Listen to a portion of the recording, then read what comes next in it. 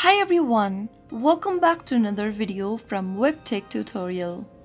In this video, I will be showing you how to log in to MetaTrader 5 demo account. So without wasting much of our time, let's dive into the video. First of all, open the MetaTrader 5 application on your device.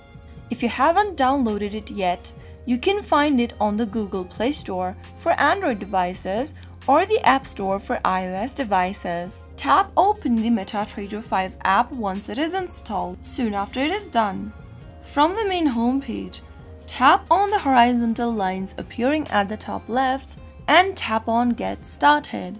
Now, look for the plus icon appearing at the top right corner. To open up a demo account, tap on the MetaCode Software Corp option and in the login area, type in your login ID for your demo account. Enter your password in the password field and select your server from the list. If you want your password to be saved, tap on this little box at the bottom and tap on Login. And once your credential is correct, you will be able to log into your MetaCode's demo account. That is how it's easily done.